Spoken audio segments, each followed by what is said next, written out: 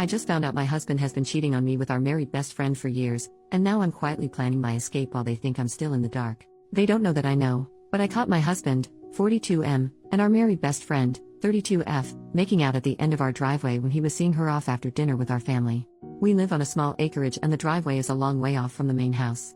She had forgotten some crockery at the house and I decided to walk it over, because for some reason the two of them always took a while to say goodbye.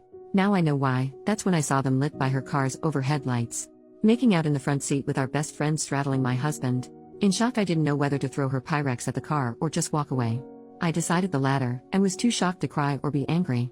When my husband got back, I had to pretend like everything was normal. I know that it's stupid, but I couldn't sleep that night and decided to go through his phone.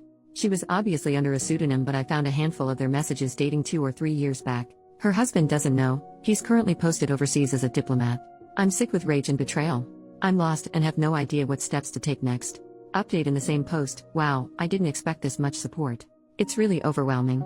Just to clarify a few things, I don't live in the US, but in Australia. Technically, I can't file for divorce immediately as you need to be separated for 1 year and 1 day to file officially. My now ex-best friend just recently returned to the country. Her father has cancer, after being posted with her husband overseas. The dinner was to welcome her home, and what a welcome that was.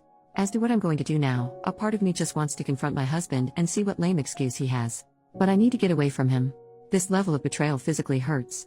I can't help but think of all the times we spent together over the years and for how long our families were fooled. My mind is going crazy. When she was single and he would rescue her from some bad date, with the times they were alone in my house when the kids and I were out. How irrationally angry he was when he found out she had a boyfriend then chose to marry him. Thinking back on it, the two of them disappeared at her wedding. When I asked him where he was, he said he needed to reassure her that she had done the right thing. I feel so sick thinking of these things. Second update in the same post. Thank you everyone for your concern and advice. As of tomorrow my husband is out of town. I've tried really hard to act normal around my now ex-best friend, but it's proving difficult and I feel sick. I have been telling both of them that I've caught some terrible bug and just not feeling myself.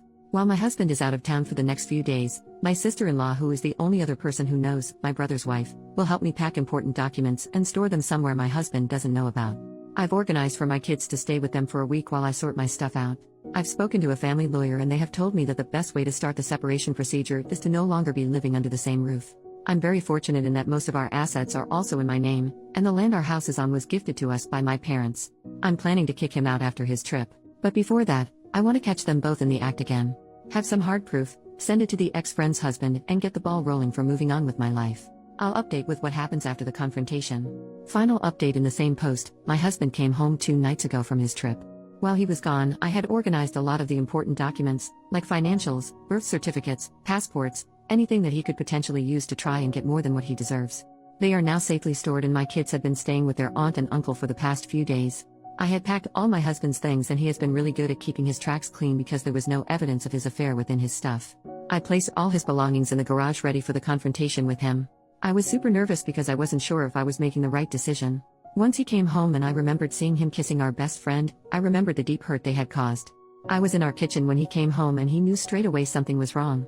During that week I had been distant and had barely answered his texts and screened his calls. I did answer every now and again and gave the kids a chance to speak to their dad. He asked me why I hadn't been responding to his texts and he tried to kiss me, but I turned away, and before I knew it, the first things that came out of my mouth were, "I want a separation." I have to admit that he didn't look very surprised when I said it. He nodded his head and said, "What do you know?" Which was just a punch in the gut, because I wanted him to deny it or say something like it was a one-off thing. I asked him to tell me everything, like when did it start? And he said they started about 10 years ago. At first it was flirtatious messaging and a sneaky kiss in the office when they briefly worked together, and the affair was on and off. She apparently always felt guilty, and her way out of that was to marry the next man that was interested in her and proposed. He admitted that they made love on her wedding day, and when he is out of town they meet. At this point I couldn't breathe and I was sobbing. I hated that the next words out of my mouth was, "Did you even ever love me?" He hesitated and said yes of course, but he was never in love with me the way he was with her. I cleared my throat and had said to him that he should tell her husband. There is no point hiding it anymore. I told him that all his stuff was in the garage and he can find somewhere else to stay. I let him know that I have spoken to a family lawyer, and I told him that when I feel ready, and only when I feel ready, will we see each other again and talk about the future arrangement with the kids. I said any further communication can be done through my sister-in-law or my brother. I told him he is allowed to see the kids but only at their place. I am of course wanting full custody of the children because it hurts too much to give him anything at this point. He agreed to all my points because he knew he was in the wrong. He tried to say sorry and then I absolutely lost my cool and screamed, "No freaking no way are you sorry. For 10 freaking years you have both deceived everyone we know. Please take your crap and leave and tell that woman you have been screwing for 10 years that I do not ever want to see her freaking face again." Certainly not my shining moment, but also a culmination of all the hurt and anger over the last few weeks that they have caused. I have no intention of talking to my ex-best friend or really to my soon-to-be ex-husband until I have had the time to grieve. New update, 1 year later. Thank you everyone who has been messaging over the last year to see how I'm going and asking for an update. It's been a crazy, painful year. But our divorce has been finalized, and I'm free. My ex-husband and my ex-best friend, as no surprise, are now in an actual relationship after the ex-best friend's husband found out about the affair. He divorced her, and since then we have met up for coffee to check in on each other and our mental health. He's been great sending encouraging messages, and he lives overseas and from his Facebook updates has started dating again. So I'm very happy for him. The legal and custody battles had been fairly stressful, but the ex-husband agreed to all my terms. The custody of the children was the only thing he really fought for. I have custody of the kids and he sees them on the weekends. The kids, including myself, have all been going to therapy separately. My ex-husband wants to see them more, and during school break the kids have the choice to stay with him or me. They have been good about it and stay with him for a week or so and then back to their mummy. Apart from necessary conversation, I steer away from my ex-husband and the ex-best friend. It still hurts so much and I understand that it will take some time to heal. But I am letting go because I don't want them to have that level of influence over my life. They got their little happy ending, I guess. I decided to sell the property we were living in and move closer to family and friends because, as you know, it takes a village. And I have been extremely grateful for the support I have received over the last year.